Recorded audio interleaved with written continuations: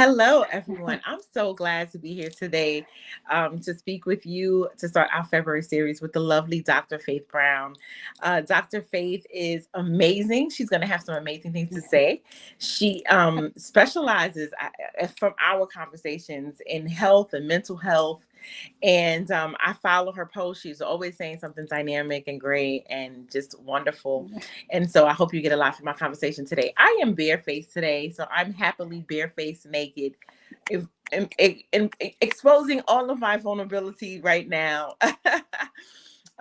So the last couple of months, January and February especially, I've been focusing on mental health. I think it's such a big deal after these 2 years of pandemic, after much grief, after much loss.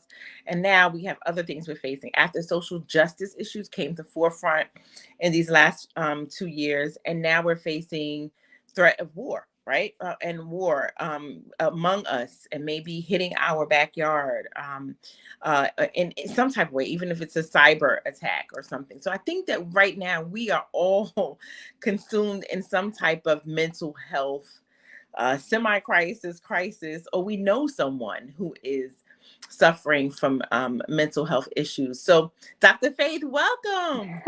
Thank you so much. It is so nice to be here with you. Congratulations on this series, by the way. This is fantastic. What an Thank you. awesome forum to discuss these very interesting and very real, very challenging, conversations. So thank you so much for this Thank platform. you. Thank you.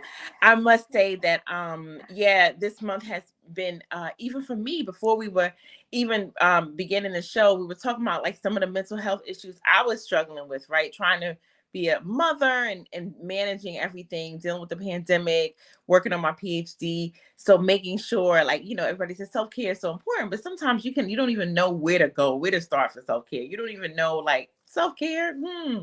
Yes, I happen to be Yes. fortunate enough and privileged enough to travel. So that's the way Yes. that I can express self-care.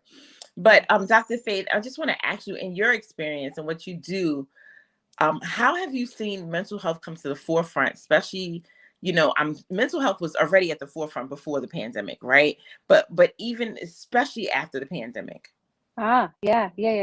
Let me just first say, though, before we even go there, if you'd permit me, you started Sure, out of course. by saying, I'm barefaced today, showing all of my vulnerabilities. First of all, I want you to know you're absolutely beautiful. You're Oh, stunning, thank you. right? But the fact that you would even say that tells us something about our mental health around society's Mm-hmm. acceptance or their definition of what beauty is, and that Mm-hmm. we subconsciously receive those messages. So we find ourselves either entering into this beauty space very timidly, Mm-hmm. as opposed to having confidence that I'm showing up in my authentic self and I'm beautiful Yes. just as I am. If there were Yes. no Mary Kays, if there were no Chanel's, Yes. if there were no anything, right? If there was no Laura Mercier, if there were no Bobby Browns of the world, I am fine just as I am because I was made perfectly and whole in this image. And for who you are and who you're supposed to show up in the world as to complete your soul's mission, you are absolutely beautiful. You're ready for the assignment. So there's no need to enter into Thank this space. you. And that's Thank for you. anyone out there, right? I mean, this stuff that we call makeup that we do, I think is a Eurocentric almost kind of Mm-hmm. tape that plays out in our head about how we're supposed to show up, what scales better, Yes. and this is, you put your best foot forward. Well, my best foot forward is my authentic self, Ooh, I and love it. I'm wondering why that isn't enough. I'm Mm. wondering, why do I have to present a certain way to make you or anyone else comfortable, when if I show up in my authentic self, this is the best that you will ever get, Oh, right? I love it. I just want to comment on that because I think that's so important. Yeah. I think that makeup is transformative. Don't get me wrong. Like Oh, absolutely. you see it like, wow. Yes. It can make Yes. anybody look like anybody, Yes. right? Yes. But I do want to say I had this conversation even this morning and with a friend, and I was saying that a lot of time he was saying that how social media has had such an impact, right? And the internet has had such an impact on our lives, right? And especially the Mm-hmm. lives of women, right? Mm-hmm. Because we felt the need to have our bodies a certain way, our, Yes. our faces a certain way, to always be on point. Like, I want to be like Mary J. Blige. I mean, it looks like she wakes up and her hands, she's everything is Yes. nice, it's Yes. tight. I'm like, God. Yes. Yes. Sometimes I wake up and I'm like, I have to say good morning, gorgeous, for real. Yes. I mean, Yeah. I love the lyrics of that song, because she even says, like, I get up in the morning and it's with me without makeup, but I have to tell myself to love myself, right? No matter what I'm going through. I'm paraphrasing and saying Yes. good morning, gorgeous. And so I love the song lyrics, but Yes. when I look at her, I'm like, Mary, you always look like you got it together. Yeah, yeah, yeah. But see, I think what she's tapping into is the nonverbal narrative initially, right? Mhm, It's the mhm. messages that we tell ourselves. Why does gorgeous have to be associated with external beauty to begin with, right? Mm, So that's the first thing. So that unconscious message about who I am, because hopefully everyone does a cleanse at night and this comes off. And when I look in the mirror before going to bed or when I get up the next morning, why isn't that good morning, gorgeous, for real? Before right. I put on anything, right? Ooh, And yes, it is transformative, but it should be that it is an accessory just like anything else, as opposed to something that one has to have. So when I mhm, can begin to live without things, right? mm, When I can begin to live without things, be they makeup or keeping up with the Joneses, whatever the Joneses has, that's the beginning of peace. And that's the beginning of self-care, ooh, I love right? it. I was about to get into that question. Woo. Okay, you tapped right into it. I love it. You helping me out today. Look, I'm gonna take notes from this. Okay, Dr. Faith. Yeah, it's for every that's the beginning of self-care. So you'd mentioned or asked the question, how did it come to the forefront? Like how did it Mhm, present itself during the pandemic and post? I think what was once taboo and stigmatized, people are beginning to understand that it mhm, doesn't matter what I look like. It doesn't matter how super thin I am, how super fit I am, how wonderful my thighs are, mhm. how whatever junk is in my trunk, whatever, right? None of that matters. Not even my bank account matters if I don't have my mental game together. Because I Mhm. could look all of that and I could be in a room staring out of a window and I don't know who's going or coming. If my mental game is not on point, none of that matters. So Mhm. that's how it began to show itself. I mean, I like people began to talk about this as a real thing. What was once stigmatized, people were knocking down our doors. We have 3-month waiting list of people finally trying to get in because they now understand this isn't mental health. When we speak of that, it's more about pointing towards wellness because I'm not well. If Mm. nothing else is going okay. If I am floundering financially, financial health is mental health because it's going Yes. to weigh Yes. on my consciousness. And how many peoples of color, as well as dominant populations, how many peoples of color were suffering during the pandemic and can't sleep at night, even before the pandemic? If your money is not right, honey, you tossing and turning and trying to figure out how am I going to make this work? That's your Yes. mental Yes. health. Yes. Financial health is mental health. Everything, our physical health, when something is going on in our bodies, then it's going to affect us mentally. As a matter of fact, we have to mentally dial in order to make our bodies do what it needs to do. So it's all about our mental health. I love it. I love it. Am lucky that I come from two parents who have always treasured mental health. And Mm-hmm. so it was never a stigma to me. My mother is a guidance counselor. Yes. And so I've just witnessed her on maybe a level that has not always been seen as more stigmatized because it's in the school setting, Sure. right? And Yep. so when children had a problem or students had a problem, they would send her to the office, right? Yes. And here she is as a counselor, would kind of give them snacks and help them through their issues, right? But Yes. because it's academic, right, and it's in a school setting, it wasn't seen as like, oh, counseling or therapy, Sure. right, per Sure. se, even Sure. though that's what Sure. she was doing on a Sure. on a smaller level, right? Yeah. Sure. Um, but a larger level, right? Because Yes. you're dealing with children's lives, right? So important. Absolutely. Yeah, Absolutely. And you can't deal with a child's life without dealing with mama's life. that's right. Oh, so true. So true. Yes. But do continue. I Yes. digress. So no, and so it was never like a big stigma in my house. And my father always Yes. said, I believe in counseling, I believe in therapy. It worked, it helped him, it's helped so many people in my family. Um, and unfortunately, I think it did, mental health was brought to the forefront, but I will also say that I still believe there's a stigma around it, especially for communities of color, where we are taught to, be strong, and protect our feelings at all costs, right? And to make sure that we don't let people know what's going on in the history of our homes. Hmm. Hmm. Hmm. And it's almost like a betrayal to go outside and tell someone, and show someone, things that may have caused you lifelong trauma.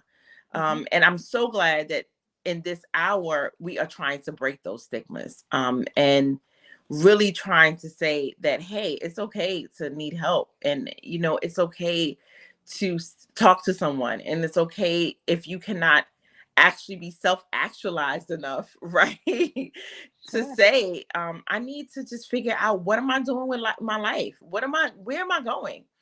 Sure. And so I'm so happy that you said that. I totally agree with that. Yeah, yeah, yeah. Let's break that down a little bit if you don't Sure, mind, please. because I think we have the perfect kind of analogy going on right now. There is not one person in Ukraine or in Russia right now that is going out to war without their war chest full. Hmm.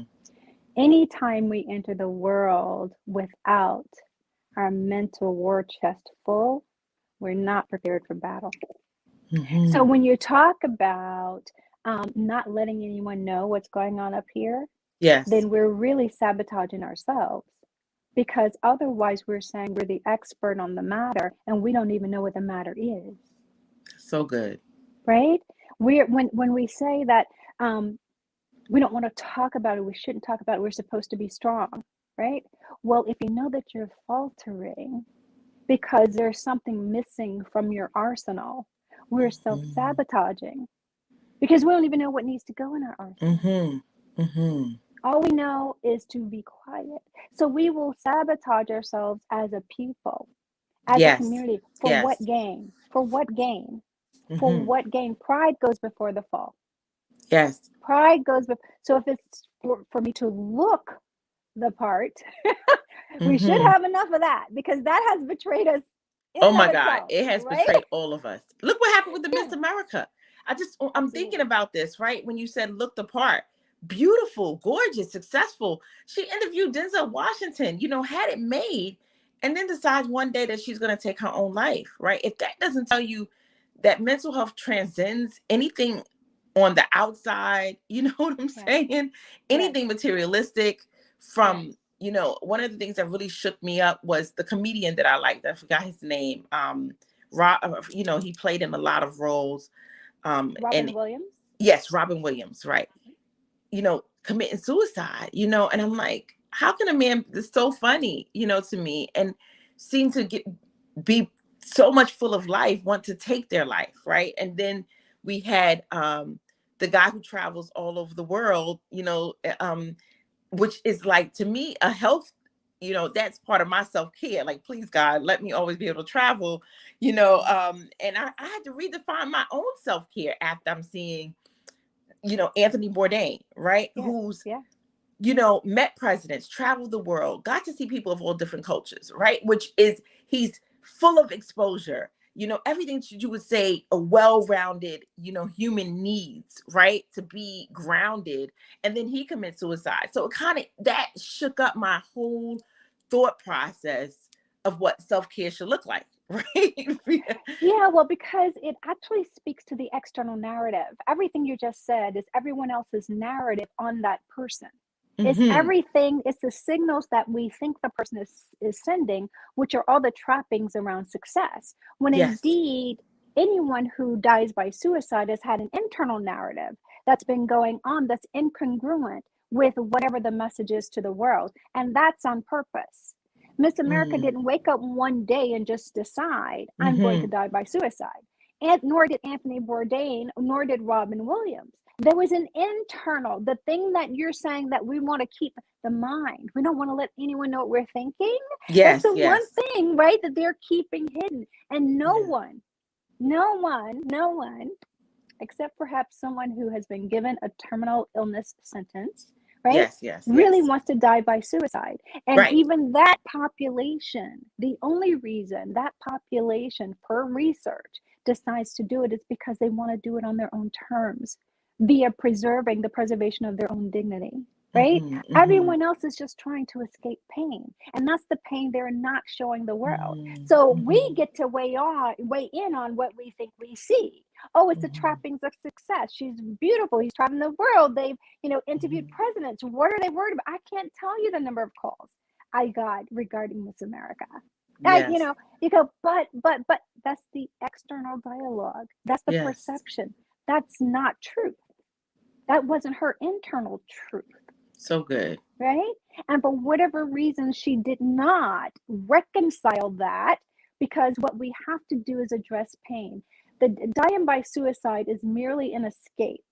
Like, Mm-hmm, I'd rather not deal with the pain anymore. And this is my fastest ticket to get there, right? mm-hmm. It's not that they want to die, they want to escape pain. So, how do we then, professionals of the world, how then do we help to resolve pain? Mm-hmm. And we can't very well resolve pain if we're not given the gift of the internal narrative.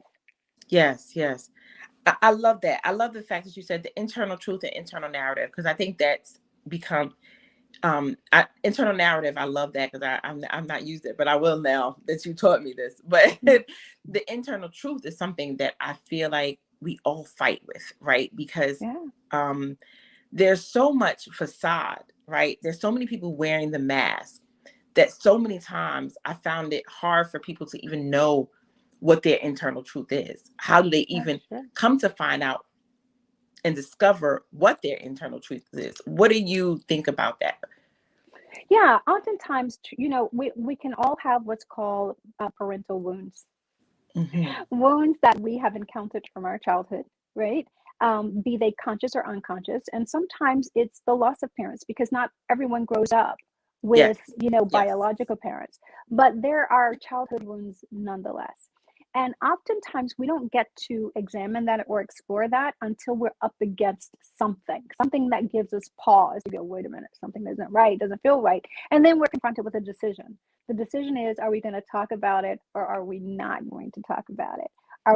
Are we going to move forward in it and explore it or not?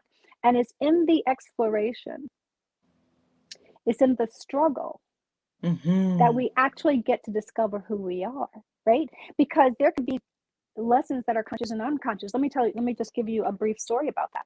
So there was this woman who found herself in therapy for a very long time for generalized anxiety, Hmm.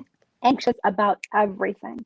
But one thing in particular that always like frightened her was anything flying, a bug flying or something flying, Hmm. just sent her into a different mental space altogether. Right.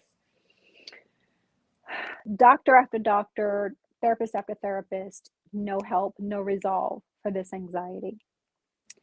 She happens to go home one day and she is visiting with her mom. Her mom is in her 70s at this time, and Hmm. the daughter is in her 40s. And they're cleaning. So mothers and daughters talk. And it just so happened that the mother, as they were going through clearing out things, they came across um, old baby cribs and, Hmm. walkers and all of those things. And the mother began to tell a story. The mother told her daughter about a story of when she was very little, that she was probably about 6 months old, begun to pull up, Hmm. and she had her in this little Right. cradle thing. And because it was a gorgeous day, the doors were open, the windows were open, the screens were open, and somehow a bird flew into the house. And when the bird flew into the house, the mother went into a frenzy, right? And so a 6-month-old brain who Wow. doesn't have Cognitive ability. language, Yeah. right? Right. Doesn't know how to interpret mom's theatrics or sensationalism at that time, right? All she saw was, Mm-hmm. and the brain didn't know how to make meaning of that. So etched in that little mind, that young mind, was to be afraid of things that fly. Oh, wow.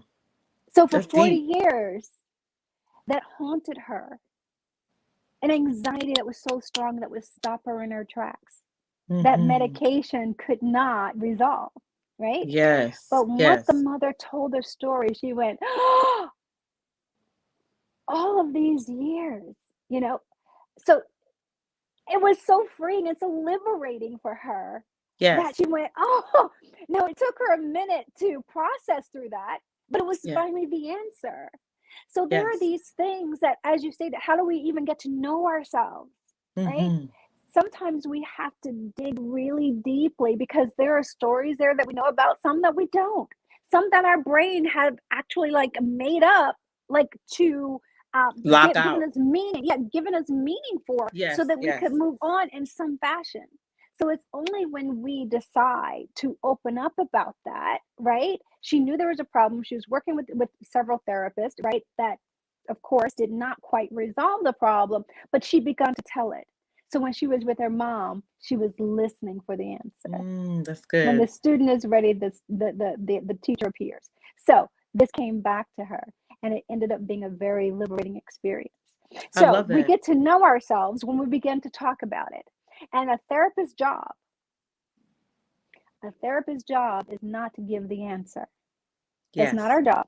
That's right. People go to therapy and they go, well, she didn't help me or he didn't help me. They didn't tell me anything. And that's not the job. Right. The job is to help you uncover your truth Yes. and to help Yes. you gain strength from that position. Our job is to guide you to that truth in Yes. a very methodical way, strategic way. But if we gave you the answer, then you get to then, when it doesn't work, you get to then put it on someone else. Well, you told me to Mm. do it. You forego ownership. And we're culpable because we then allow you to remain stuck. I love that. We have you stuck with a cane and dependent on us. And that's not our job. Our job is to make you independent agents, not dependent, with as much clarity as Mm-hmm. you can filter for the next journey. Yeah. So if I gave you the answer, you would have no confidence, no sense of pride, no sense of Mm. accomplishment or self-esteem around that situation. Yes. Now, there have been times when my clients have been really stuck and they've asked me a question, and I will say, would you like for me to advise you on that? Is that what you're asking me? Mm-hmm. That's And good. with permission, I may give them a way forward, you respond to that, but Mm-hmm. say to them, how does that land on you? Because you have to assume ownership for That's what's right. next. You have to navigate that path, Yes. Yeah. whatever path it is. Yeah. Yeah. I So love that. so for everyone who's listening and will be listening, that's not the therapist's job. If you come across a therapist that's automatically giving you advice, run. That's not Yes. what you want.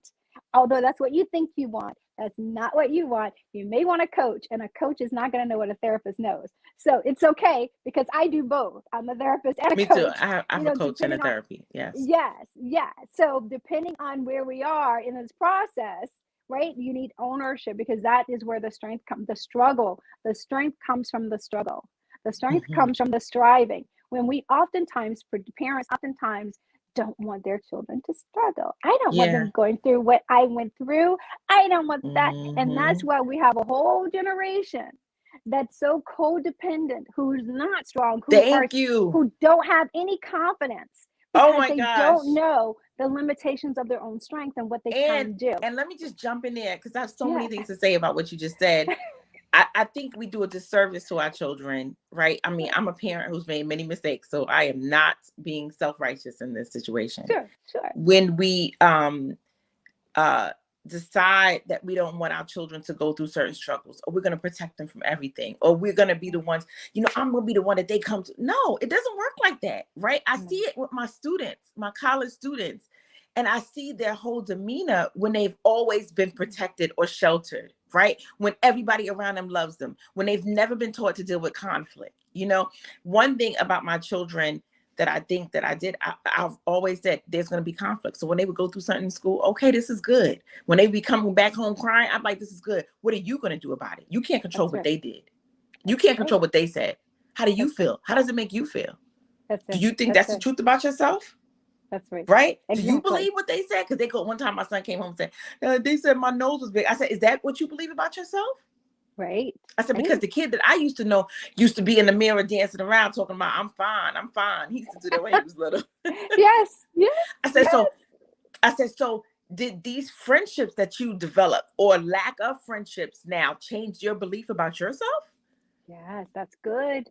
Yeah. Because Great what they question. say, first of all, I said what they say should not have any impact on the way you feel about yourself, number one. And number two, if it does, now it's a you problem. Because once That's people know that they've tapped into something that can trigger your emotions, they will continue to tap into it. that's right. So I That's think right. that this is a generation, and maybe, I mean, I was from a generation where we were constantly getting dissed. So they would diss your mama, your papa, you didn't wear good shoes, you would get dissed. You know what I'm saying? I was from the generation where, we dealt with, banter. There was, Yes. friendly banter back and forth. So growing up, it was, people can say things about me, and I'm like, Yes. Yes. this is Yes. not even, I don't even accept this narrative.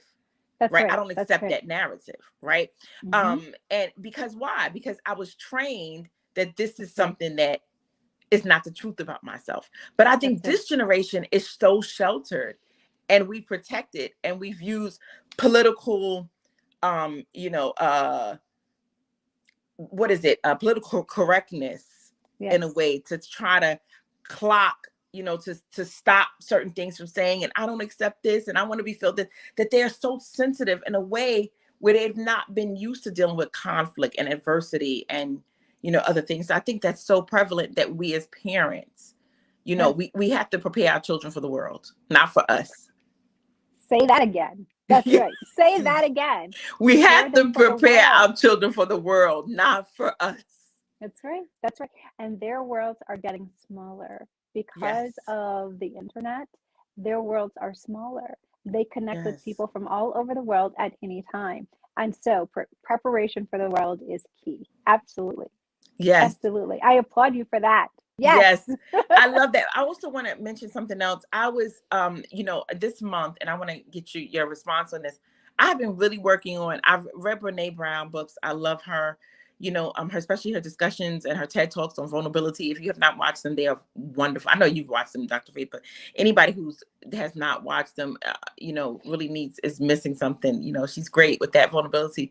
But I found myself this year, especially from the beginning of 2022, really working on my own vulnerability and realizing that I have at times not practiced vulnerability the way that I wanted to, right? I don't know if it's because of the times that we live in where we're taught to always, kind of be, kind of wear the hard cape, you know what I'm saying? I don't know if it's because I'm a Black woman and been raising my 3 kids by myself for such a long time and been, single for a while, but I've noticed that my vulnerability has been shaken, and I want to practice vulnerability at a more sincere rate. And I watched the movie the other day. It was a book first, and I love the book, The Perks of a Wallflower. Have you ever read that book? Huh, I've not. I've not. Oh, you have to read that book, Dr. Faith. Okay. It's wonderful. But I watched the movie, Okay. and it's about a kid who's going through all these changes. He's experimenting with life, and then all of a sudden he falls in love with this girl, but he's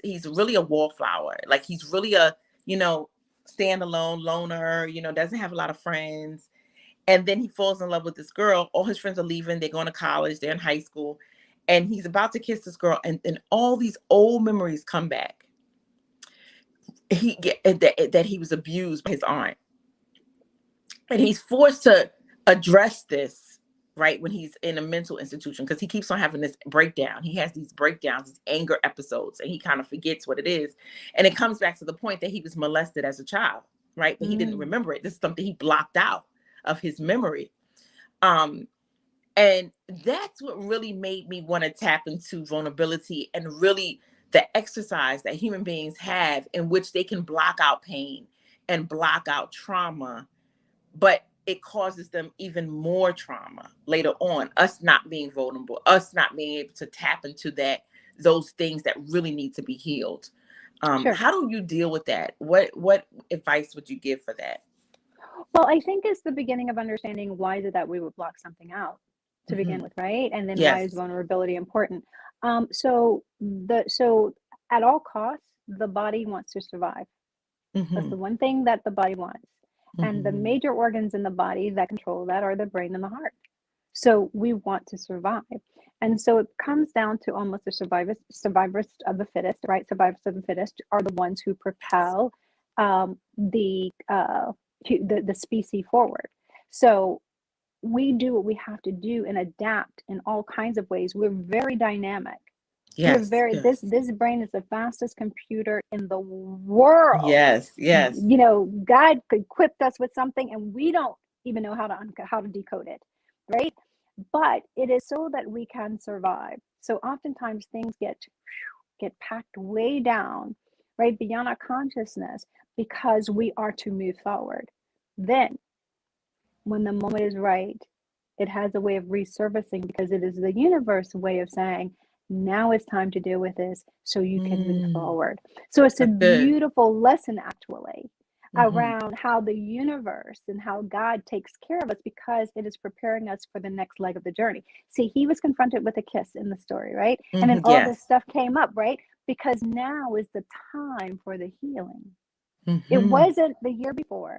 It wasn't the year before that. So It good. was now that he's now ready to deal with this lesson. And so it kept coming up, and things will continue to come up, whatever they are. Bad credit, we Yes. want to buy a home, bad credit comes up. Want to buy a car, the bad credit. The problem isn't the credit. The problem isn't, the bank declining us. What Right. it is our financial integrity because God doesn't care about whether it's the car, the boat. He says the cattle on a thousand hills belong to you. I want Yes. to give it Yes. all to you. So let's get that straight. You can get whatever you want, That's good. That's right? good. So when you're ready to deal with the problem, it begins to surface. Yes. And when Sorry. it surfaces, then Yes. it's time. So that is what vulnerability is all about. So our desire to be vulnerable is really asking the question around what is it that I need to deal with to propel me to the next thing. And Hmm. that's why it's such a beautiful gift. I love So that. you ready? Yeah. I love that. I guess this is the time for me to be vulnerable because it just keeps on popping up. You know what I'm Yeah, saying? What? whatever that thing is. And sometimes it Hmm. could be a number of things, right? It could be a Yes. number of things. Yes. And whatever they are, we take them one thing at a time because everything is connected. The one thing that we have been discussing during the entire theme of this, from the time we started talking about showing up with no makeup on, right? Yes. What Yes. we're really talking about is our relationship with ourselves, So good. which is the beginning of mental health. So we Hmm. begin to think about the very first thing we need to do is decide on deal breakers for ourselves. What do I want my life to be like? Right? So let me just give you an example. There's one deal that I have with myself. There's Hmm. one standard, one principle Oh, I that can't wait to hear echoes it. throughout my life. It's very simple. It's very simple. But it's around which everything else revolves. And Yes. that is my peace is not negotiable. Mm. My peace is not negotiable. So everything is measured against that. Is So this going good. to bring me peace or is this going to cause chaos? Hmm. Right? Is this going to usurp my ability, to maintain myself and hold it together? Do I need to turn the television off because that's going to usurp my peace? Does it mean that I need to not interact in certain ways with certain people because that's going to upset my peace? My Yes. peace is the one thing that's not negotiable. Hmm. Should I take this job or not? Well, Well, how does it measure up against my sense of peace? so good. Right? Should I take this deal? Well, how does it measure up? Should I date this man? Well, how does that measure up? So good. How should I date this woman? How does it measure up to maintaining your peace? And I think that's so so important. And even thinking about peace, I growing up in Brooklyn, I know people that define peace in different ways, right? Yeah. And sometimes what they really think is peace is really trauma, right? um Yeah. yeah, Yeah. so even redefining, knowing what is really peace, you know what I'm saying? Yeah. Yeah. Yeah. Yeah. And a big part of that. So we're going to attract whatever our wounds are, those childhood wounds we were talking about. We're going to attract Hmm. people with those wounds until those wounds are healed. Yes, yes, it's So when good. you want something different, it's a conscious effort to attract something different, but you're going to be tested with the same first. It's good. So there are a lot of Ooh. people who, seem as if everybody that they attract brings some kind of drama, Hmm. right? And they will externalize and say, I'm so sick of drama. I dated him and this happened. I dated him and he cheated, dated him and he cheated. Oh my God, all men cheat. Well, what is it in you that attracts this type of brokenness? Where are you vibrating? Why are you Wow. vibrating on a Wow. plane that only attracts people who cheat? Why is that Right. the market you're showing up in? So It's good. not here. You're showing up in the marketplace. You've been to malls that has these three levels, right? Yes, And yes. so we're in the middle level where everybody's cheating. Why are you showing up there? That's the only place you know to show up. That's so good. So good, Dr. Faye. I love it. You don't even know what's up there, right? Right. But this You're is not where you too scared to even go to the elevator to go up there to that's see right. that That's right. But that piece instead, may really be on the next floor up. Right.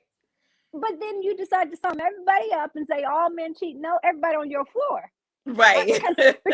Because I that's who you are definitely I attracted. listen, It's something I in love that. us who's attracting that. So we need to deal with us. It's not about them. They Mhm. just saw you. What? Listen, they heard your radio call and said, "Oh, okay, I'm coming." Right? It's kind of like remember the old CBs, breaker 19, right? Yes, They heard your radio call and they're like, "Okay, I'm coming." But that's so right. that was that antenna. You held that antenna up. Yes. So we've got to get in touch with that to say, but what you say you want and what you're attracting are two different things. So where's the incongruence? I And love why that. is there incongruence, right? Oftentimes that's embedded in our childhood and something very unconscious. So yeah, I'd love to hear what you have to say about No, I love that. that. That's I always correct girlfriends. Like, girl, all men cheat, girl. I'm like, the ones you got with cheat. All men don't cheat. All right. I've never believed that. And I believe that once you say something, and you make it seem like it's a definite statement, a definitive statement, sorry, that you own that. And Yeah, your you do. belief system and the universe hears it and God hears it. He's like, oh, okay, Yeah, this is what you're attracting to yourself, right? right. And so I think it's so important that I'm so big on speaking my world, even if my world doesn't look like it at that point, Yeah, right? yeah, I yeah. remember one time my girlfriend was complaining about men and stuff like that, and she said, "What do you think, Charlotte?" I said, "Well, I know good men are out here because that's the only thing that God is going to give me, a good man. So I know Right. that good men are out here." She was like, Hmm. "You always trying to switch it to something positive." It's something I learned from my mom. To be able to take that thing and speak it as though it is, and I really believe in manifestation. So I think that's important. And another thing that I always say is, because I've noticed it in my own life, is I always use this comment that if you get in the water and you're bleeding, sharks are going to come, right? And Yeah, so I say that because brokenness, it's a smell to it. It tastes different. You can taste when something is spoiled, right? It tastes different than something that's fresh. And so I think yeah. it's the same with the heart. The heart matters, right? And so people can smell and taste brokenness. They can see that something is off. And so I think that's so important. That's the reason why I'm so into healing oneself. Absolutely. And let me just tell you, you're speaking a mouthful there in healing oneself because when one is truly healed, there is even something the healed person has to look out for, right? Mhm. Because in everything we do, So there is good. reward. There is reward. Otherwise, we wouldn't do it.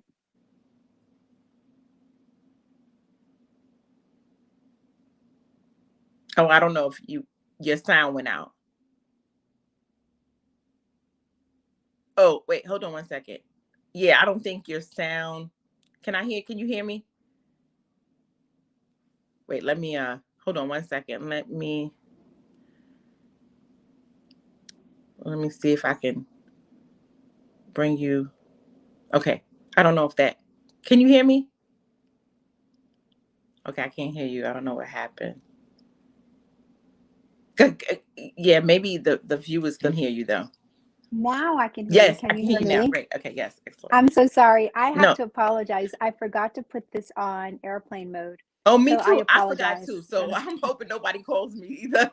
Right. Don't And worry. that's what just happened. So I apologize to your No, it's audience. I'm okay. very sorry Please, about it's that. okay. Yes. Yeah, so even healers have to be cognizant of their own vulnerabilities, right? Because there's reward in everything. So for healers, what do we get out of healing? What's in it for us, right? Because what will happen sometimes, you've got to remember, a healer, who are we going to attract? People who are broken. Yes. Who are in need of healing, right? Yes. So we've Yes. got to know our own boundaries and know our role in that. So if we're good. not healed, we will begin to also attract people who are broken into our private space. And that's not where they're supposed to be. Yes. Yes. Not if we're healed. If we're Yes. not healed, we're going to attract them professionally and personally. So we good. have to make So sure good. that we know the difference. Yeah, because there's reward in that. Whether it is, oh my God, I just love helping people and I love seeing them walk away, stronger, more confident, happier than they've ever been in their lives. That's still a payoff for me. So if that dopamine associated with that high is so good, then I'm going to want to see that in my private life too. So I'm going to attract brokenness into my private life too, right? You are speaking a mouthful, Dr. Faith. Dr. Faith, where were you a couple years ago? Because that's exactly what I did. Okay. That's exactly what I did. Okay. Literally, I was going through my healing journey. And I mean, I felt like, okay, God, I'm on the other side of this thing here. You know what I'm saying? I'm healed. Yes. And then I was wondering, like, it was this, I was still attracting brokenness and I was bringing them into my private space. Yeah. Thinking that as a healer, I can fix because I was fixed. You know what I'm saying? Yes. Yes. And what we know is the wisdom is we can't fix a thing. No. Not.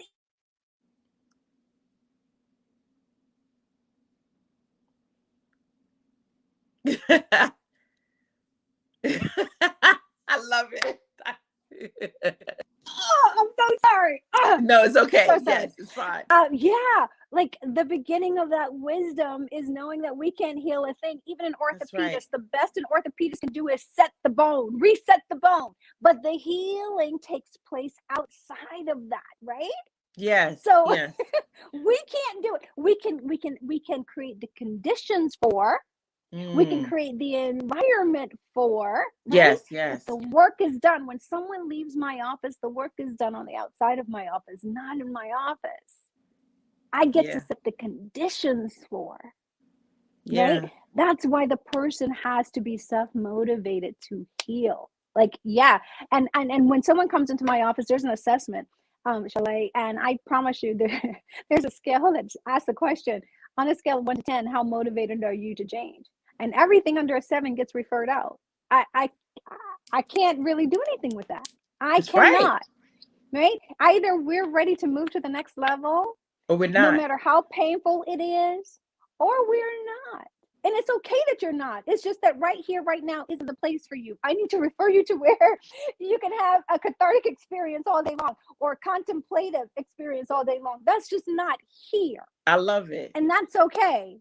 Because in our lives, we're going to come across people that we want to take along on our journeys because our journeys are so exciting, so happy, such a joyous place. We want to bring the family. We want to bring friends. Come go with me.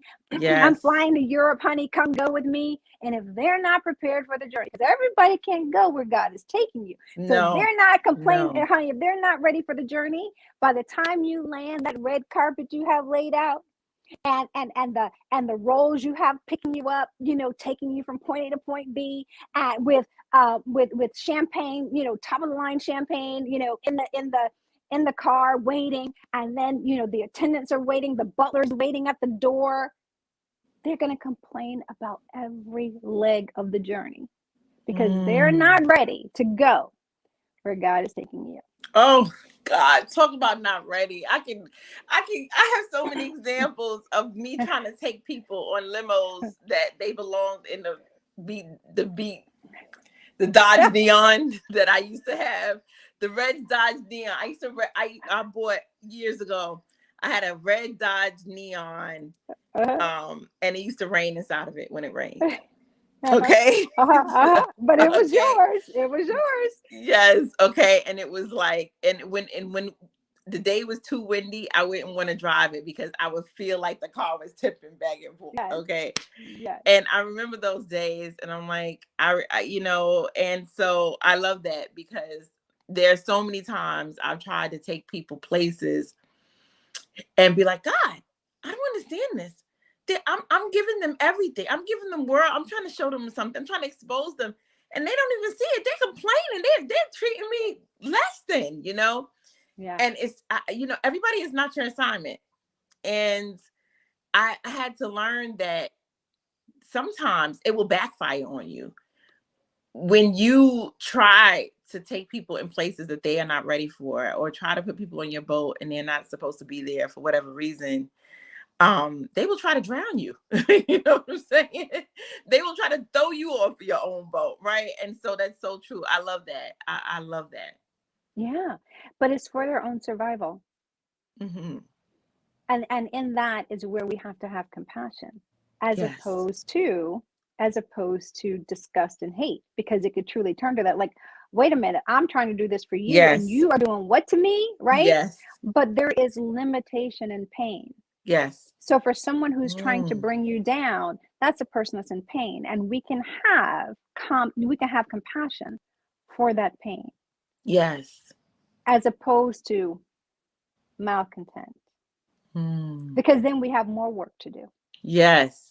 If we Yes. can't offer Yes. compassion and we can't offer empathy for that limitation, Mm-hmm. then Mm-hmm. we have work to do.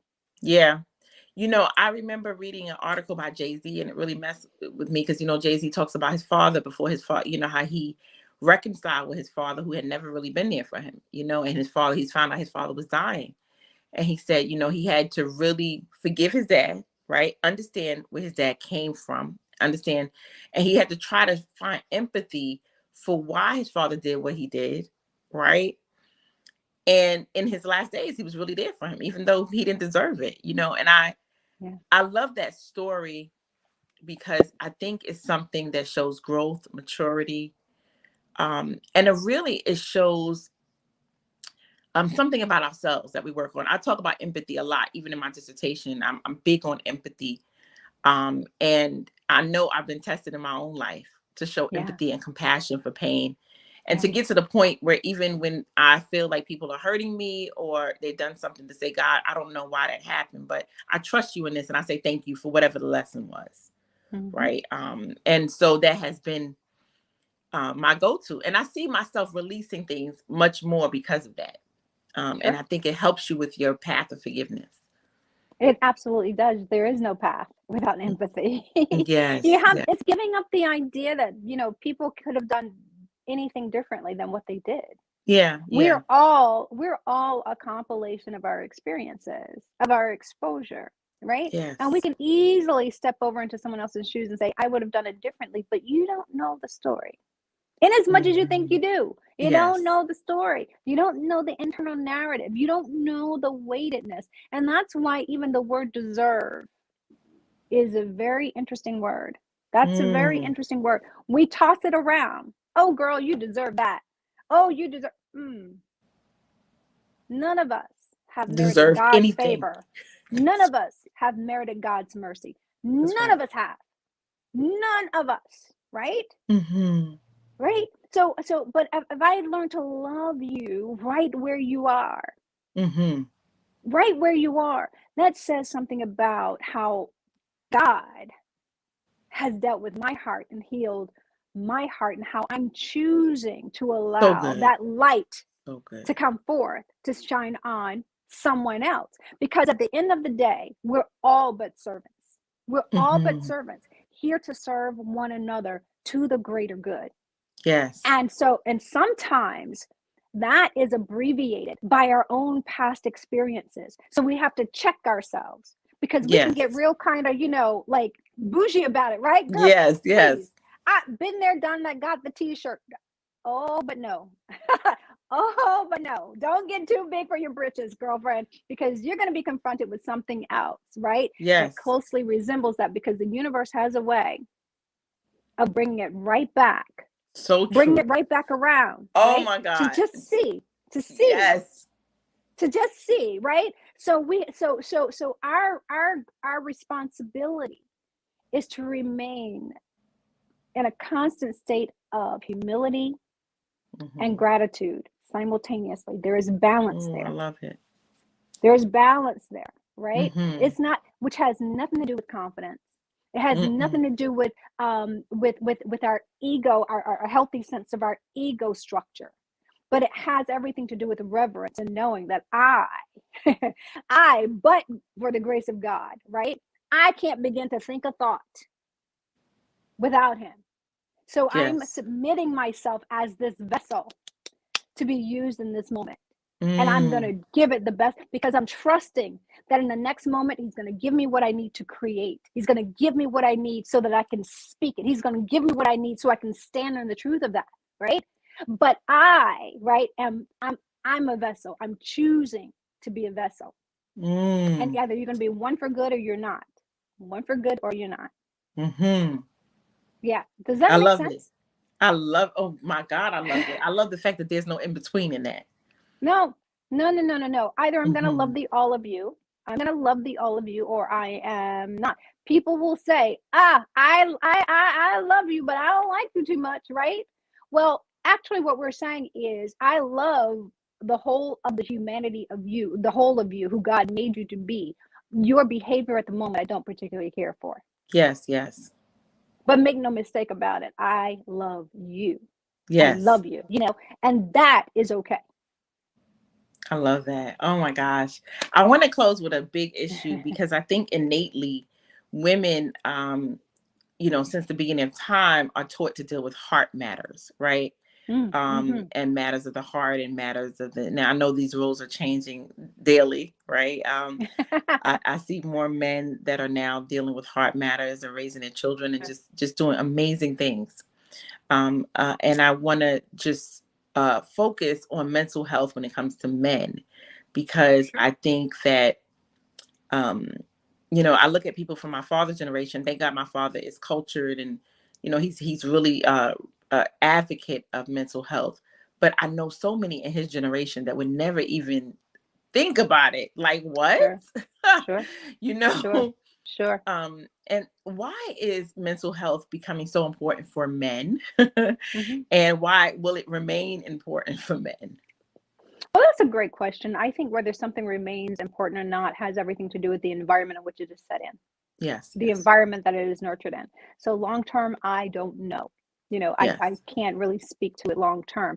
Why is it yes, important now? I think because men sat through a pandemic as we did, and they had to sit with themselves and began to understand that without this being cool, being in place, that nothing else works. Without your mental health working, without mental yes, wellness, nothing else works. And I think men began to tap into that. Like, I can go to the gym, but then the gyms were closed. So what am I gonna do? I'm gonna work out at home. Oh, but then I can't style and profile in the mirror like I generally do, right? I can't do that because then I don't get the stares that feed my ego. I think men, some of the superficial stuff began to fall away when I didn't get to mm, exert power in the office as I generally do, right? mm, Or talk, trash with the guys. Like, I had to deal with real life for a change. I had to deal with kids climbing on top of my head and trying to yes, be trying to teach and trying to be present at a meeting at the same time. This is real life stuff, right? Had to right, deal with life, really deal with life in a way yeah, that perhaps many hadn't in times past. I think the reality of that kind of touched them in a way that was different, and yeah, began to understand without mental stability, without mental wellness, nothing else works. So I think that's why it has become also important to men. There were those, as you mentioned, who've been sensitized to it a long time ago. But I Yeah. think the masses have gotten the message. So COVID, the pandemic, the shutdown brought messages around peace. How do you create a sense of peace and chaos? If you were one that had to always be on the go, always, outside, and that may not have been of your own making. Perhaps your parents always had you scheduled as a kid, so you had to be scheduled as an adult. That was me. Then you I was found always on yourself, the go, Dr. Faith. yeah. So you probably sometimes found yourself climbing the walls, like, I got to get out of here, right? Yes. But that's not scripture. Scripture says whatever state you find yourself in, to be content. So you have to learn to cultivate peace and not need, the applause of the peanut gallery, or not need to get out, right? We are social beings and we should socialize. We belong. We are built and wired that way, but it's not integral to our survival that way. We have to learn to also be at peace. Yes. And understand that being quiet and hearing what God has to say to us, even in the stillness isn't closing in, it's actually opening up. Yes. It's opening up a path to who we are and who we can become. And what we decide to do with that as co-creators of our lives is up to us. Yes. Yes. Right? The one thing we can't beat Mother Nature. We can beat a lot of things, but when nature says sit down and shut up, you're gonna sit down and you're gonna shut up. That's gonna happen, right? I don't care. It's gonna happen. So, this is just the beginning. So we can take the lessons of this past year and a half, 2 years, and really take it to heart and say, how do I move into the rest of my life? Because we're going to have another pandemic. It may not be of this nature, but we're going to find ourselves in a situation where we're going to have to be fluid, where we're going to have to be flexible, where we're going to have to learn to abide and abode, right? Where we're going to have to learn how to ebb and flow. And if we didn't learn that lesson, it's going to be challenging. Yeah, I love what you said about stillness too, because I found in my life that stillness has been something that I've struggled with. As a person born in New York, New Yorkers, we go like this all the time. Any cities, right? It's like all the time. My parents always had me involved in things and whatever. And so stillness has become a powerful tool. Like my mom said, yes, it's become a powerful tool because so many times I didn't know how to deal with that. I'm telling you that one of the biggest pains in my life and one of the biggest growth periods, I was attributed to the same thing, has been when I moved from New York City and then I moved to Texas. I lived in Texas for 4 years.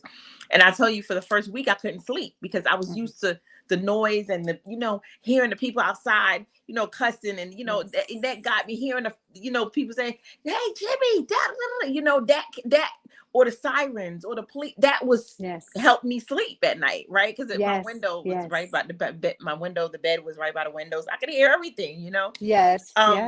And so when I went to Texas, I was actually listening to the birds, and the trees, and I was like, "What is that noise? Oh my God!" And I could not sleep for a week.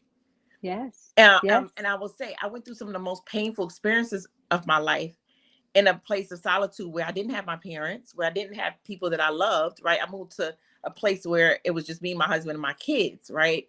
At that time I was married. And I had to find the power of stillness. Yes, absolutely. Absolutely. It is a growth. Some of us have to grow to it. Absolutely. And there's nothing wrong with it. What we learn to do now, though, is, in as much as we want to schedule our kids, and we should, I mean, it certainly keeps them keeps them busy. Is also teach them the practice of meditation and the gift of stillness. Like, you were scheduled, from 8 until noon, but check it out. From 1 o'clock until 3, we're going to be home, or we're going to be quiet. We're going to learn how to meditate. We're going to learn how to garden. We're going to learn how to do those things that doesn't require anything outside of us. That could be crocheting, that could be drawing, whatever it is in this space that we're going to learn something about ourselves. Right? I love it. And we can get busy again from 3 to 7, 3 to 8, but there's going to be this period that's just for you. Me and my girlfriend, we color from time to time. I wouldn't think how much I like that, but I love it. That's right. So teaching our children to do that is remembering to schedule that in is important. I love that. Oh This my has been God, so that is so good. powerful. That's so powerful. We've talked for an hour. I love the fact that I feel like, thank you for being on my show. Thank you. It was so many nuggets that I learned. Oh my God. From this I enjoyed being conversation. here with you. Thank you. Yes. Thank you for the invitation. Yes, of course. I gotta have you back again because I want to talk about, the current state of affairs of relationships. But we'll do that another time. But Yes, that should be fun. That that would should be be fun. That's fun. gonna be fun. Yeah. So let's tease your audience a little bit. The quality of your next relationship has everything to do with your state of mind. Mhm. Has nothing to do with who's available, who's not, what the online dating services have to offer. It has everything to do with you. I So love it. so show up in your best mental state, and you're gonna attract the best one. So yeah, we'll have fun with that one. Oh, that would be fun. I can't wait to that. I cannot wait for that. But I just want to thank you guys. Dr. Faith Brown, where can we find you on social media platforms, internet, wherever? Yeah, so you can find me at Dr. Faith Brown on Instagram, on Facebook. Yes. Drop me a line if you'd like to reach out to drfaithbrown at gmail or drfaith at drfaithbrown.com. And yeah, you can go to my website, drfaithbrown.com. I'm Dr. Yes. Faith Brown across the board. So, Yes, drfaithbrown.com. yeah. I'm going to put that underneath this thing so everybody can Okay. have it. It was such a pleasure. I mean, I am full today. I am full The with all pleasure your was all knowledge. I see mine. you. I cannot wait to see you on the Super Soul Sunday, Dr. Faith, for real. So we will see from your lips to the universe. We will Yes, see. yes, to God's ears. Yes. Yes, And thank you guys. yes. Tune in. We have 2 more guests this month for our February series. Some wonderful conversations are going to be had. Thank you for joining us and stay blessed, everyone. Stay blessed. Bye bye.